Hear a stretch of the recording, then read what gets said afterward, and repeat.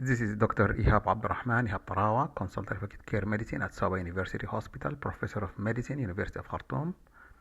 This is our course, Basic Emergency Care course. In this session, we are going to discuss management of shock. Our objectives to recognize signs of shock and poor perfusion, perform critical action for patient with shock, assess fluid status, select appropriate fluid administration based on patient age, weight, and condition, recognize malnutrition, anemia, burn, and adjust fluid resuscitation accordingly. Management of shock starts with management of airway, breathing, then we come to circulation, that will be followed by disability and exposure. And we emphasize the process A, B, C, D, E. Whenever there is a problem, fix it before you move on. After you finish and stabilize the patient, then you do sample history and then you do detailed examination to figure any overlooked condition. For all cases of dehydration, poor perfusion, or shock, establish an IV line and give IV fluid. Usually we can use normal saline or ringer lactate for all adult patients and children with normal nutritional status. And then you try to figure out what is the underlying cause so you can implement specific measures. If you cannot place an IV line, consider putting an NG tube and give fluid by the nasogastric tube. Also, interosseous is a good option if you have the facility to do that.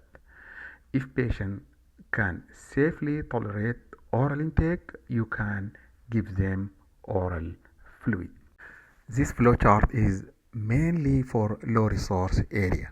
When you get someone with poor perfusion or shock, you have to assess, is IV fluid immediately available? If it is available, start IV fluid and reassess your patient. If he improves, then you give maintenance or oral hydration. If a patient does not improve, then rebolus and arrange for transfer. If you don't have IV fluid available for immediate use, and then you need to see where is the nearby facility. If it is closed, then you send the patient over there. But if there is no fluid and you cannot put an IV line, you can consider putting NG tube and give hydration, and then you reassess your patient and then you arrange for transfer. This protocol shouldn't be used for patient with malnutrition, for any patient with anemia, and those with fluid overload. If hypoperfusion and shock due to vaginal bleeding after postpartum hemorrhage, first you have to start the resuscitation. You put a line, you give fluid, and at the same time you need to assess the uterus. If the uterus is not contracting, you can give oxytocin, IM or IV, and you continue IV oxytocin until 1 hour after bleeding has stopped. Bleeding frequently happens if the uterus is not fully contracted. You can perform uterine massage. You continue the oxytocin if the placenta delivered, collected in a clean bag.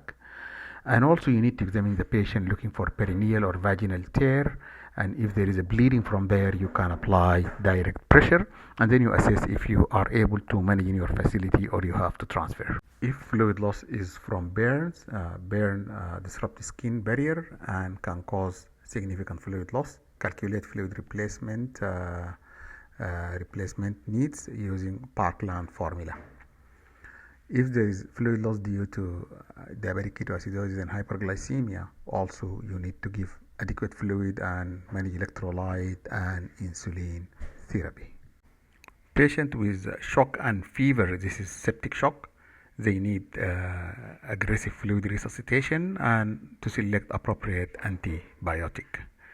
In condition where cholera is a probable cause, we have to use the standard precaution for cholera, gloves, apron, and relevant other standard precautions. Plus, we have to notify the healthcare authorities. Spinal shock due to spinal cord injury, you need to take care of the airway, you need to maintain the stabilization of the cervical spine, you put a cervical collar, plus you give fluid, and these patients sometimes they need aggressive fluid resuscitation, plus they need inotropes. and then you need to decide if you can manage in your facility or you have to transfer. If patient has suspected internal bleeding, as in GI bleeding, also place an IV line, give adequate fluid resuscitation, plus they need blood product, and then they need source control by probable endoscopy. Patient with shock and tension pneumothorax, sometimes this is part of multiple injuries. You need also to, after you stabilize the airway breathing, and you need to do needle decompression, you have to give oxygen, and they need fluid resuscitation, and then you need to prepare for chest tube placement. When you suspect pericardial tamponade, this patient need IV fluid, and most likely they need pericardiocentesis, and expert help is needed. Shock due to cardiac cause, if it is acute heart attack, you give aspirin. Sometimes you need to give fluid resuscitation, especially if there is volume depletion, they need oxygen plus other medication, and expert consultation needed. If patient suspected to have heart failure with relative depletion of intravascular volume, then they need gentle hydration. But if they are overloaded, then you cannot use fluid, and you might need to go directly to inotropes. Those with allergic reaction and anaphylaxis establish an IV axis. You give adrenaline, and sometimes you need to give repeated doses of adrenaline. Some of these patients they can have airway issues, and you need to manage the airway, and sometimes they need intubation and tracheostomy. For patients with suspected traumatic injury or blood loss, you need to do source control, direct compression, or take tourniquet. If there is a fracture, you need to do splinting, and pelvic bleeding, you need a pelvic binder, and at the same time you need to give fluid and assess if you need blood product, and more detail of assessment of trauma patient. Disposition, people with shock can worsen or die quickly and must be closely monitored.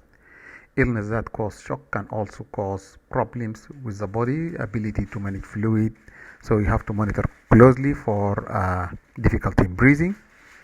Shock patient may be confused, anxious, so ensure safety during transfer. And then sometimes they need blood, and sometimes they need other expert consultation, surgeon or obstetric. You need to communicate with the other facility and arrange for appropriate transfer. Take home, always start with ABCDE, and after you stabilize, make sure you establish an IV line and give adequate fluid resuscitation. After you do sample history and detailed examination, you try to figure out the probable cause of hypoperfusion and shock. Whenever there is bleeding, try to stop the bleeding by direct compression, by tourniquet, by splinting, by pelvic binder, by doing uterine massage, or giving oxytocin or endoscopy.